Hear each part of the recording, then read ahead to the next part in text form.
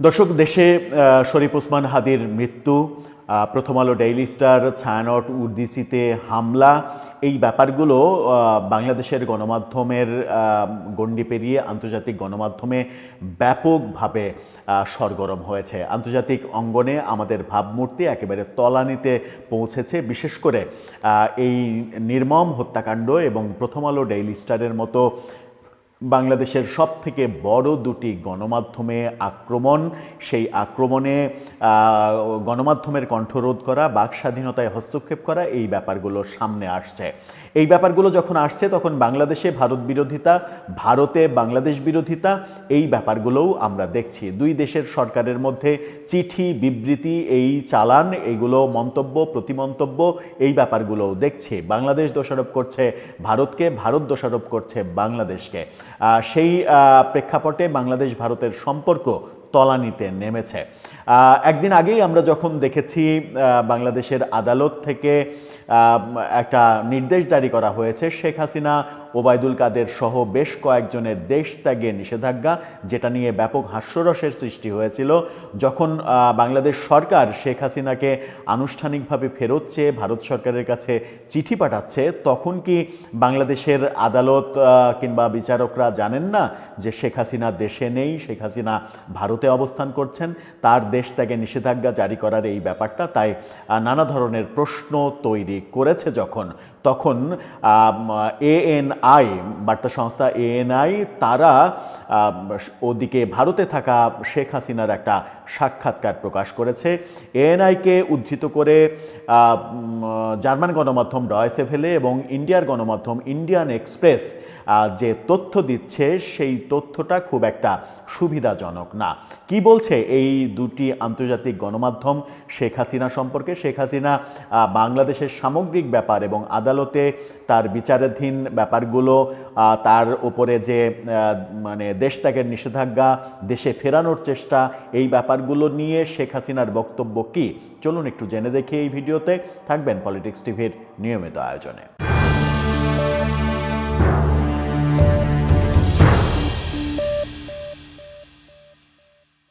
দর্শক, বলছিলাম ভারতে অবস্থানরত সাবেক প্রধানমন্ত্রী, পলাতক প্রধানমন্ত্রী শেখ হাসিনার কথা। শেখ হাসিনাকে উদ্ধৃত করে বার্তা সংস্থা এএনআই একটা সাক্ষাৎকার প্রকাশ করেছে এবং এএনআইকে উদ্ধৃত করে ভারতীয় গণমাধ্যম ইন্ডিয়ান এক্সপ্রেস এবং জার্মান গণমাধ্যম ডয়েচে ভেলে যে বার্তা দিচ্ছে, সেই বার্তাটাতে অন্তত এটা স্পষ্ট হওয়া যায় যে শেখ হাসিনা দেশে ফিরছেন না। কি বললেন তিনি? ইন্ডিয়ান এক্সপ্রেসের শিরোনামটা দেখে নিন। সেখানে তারা বলছে, I want return to face political assassination, Hasina hits out to at Yunus, says India's concern over its diplomats safety in Bangladesh justified. এই তথ্য যখন বলছে তখন আমরা যদি একটু বাংলায় বিশ্লেষণ করি তাহলে তিনি বলতে চাচ্ছেন, রাজনৈতিক হত্যার মুখোমুখি হতে আমি আর ফিরে যাব না। ইউনূসের প্রতি তীব্র সমালোচনা করে হাসিনা বলেন, বাংলাদেশে ভারতের কূটনীতিকদের নিরাপত্তা নিয়ে উদ্বেগ যৌক্তিক। বাংলাদেশের প্রাক্তন প্রধানমন্ত্রী শেখ হাসিনা বলেছেন যে তিনি বর্তমান পরিস্থিতিতে দেশে ফিরবেন না। তার বিরুদ্ধে আইনি ব্যবস্থাকে রাজনৈতিকভাবে উদ্দেশ্য প্রণোদিত বলে অভিহিত করেছেন তিনি দেশে ক্রমবর্ধমান অনাচার ও সহিংসতার জন্য মোহাম্মদ ইউনূসের নেতৃত্বাধীন অন্তর্বর্তী সরকারকে দায়ী করেছেন। বলছেন, আপনি আমার রাজনৈতিক হত্যার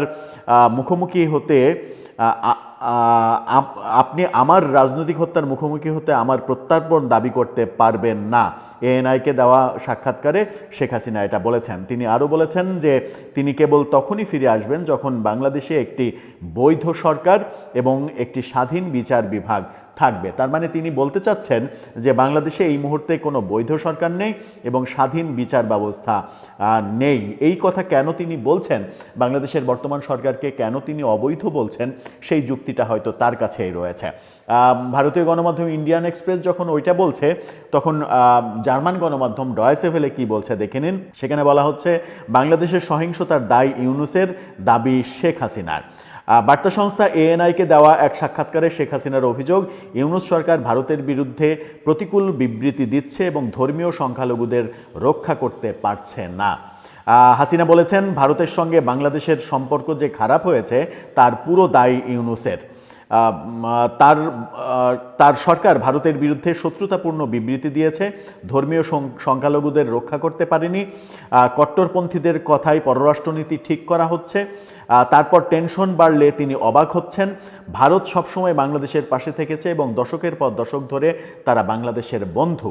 আমি নিশ্চিত যখন বৈধ সরকার হবে তখন দুই দেশের মধ্যে সম্পর্ক স্বাভাবিক হবে। আমরা গত 15 বছরের বেশি সময় ধরে এই নীতি নিয়েই চলেছে। শেখ হাসিনা বলেছেন, এখন যে শত্রুতাপূর্ণ অবস্থা তৈরি হয়েছে তা কট্টরপন্থীরা করেছে আর তাদের সমর্থন করছে ইউনূস সরকার। এই কট্টরপন্থী শক্তি ভারতীয় দূতাবাসে মিছিল করে গেছে, সংবাদপত্রের প্রতি আক্রমণ করেছে, ধর্মীয় সংখ্যালঘুদের আক্রমণ করেছে এবং তারাই আমাকে ও আমার পরিবারকে দেশ ছাড়তে বাধ্য করেছে। অর্থাৎ তিনি দেশ ছাড়তে বাধ্য হয়েছেন, এই কথাটা প্রথমবারের মতো তিনি স্বীকার করলেন। তিনি বলছেন যে ইউনূস এদেরকে ক্ষমতায় বসিয়েছে এবং শাস্তিপ্রাপ্ত সন্ত্রাসীদের জেল থেকে ছেড়েছে। আমি দুঃখের সঙ্গে বলতে বাধ্য হচ্ছি, ভারতীয়দের নিয়ে ভারত সরকারের উদ্বেগ স্বাভাবিক। ভারতীয়দের নিয়ে ভারত সরকারের উদ্বেগ, অর্থাৎ বাংলাদেশে অবস্থানরত ভারতীয়দের নিয়ে যে উদ্বেগ সেটা স্বাভাবিক।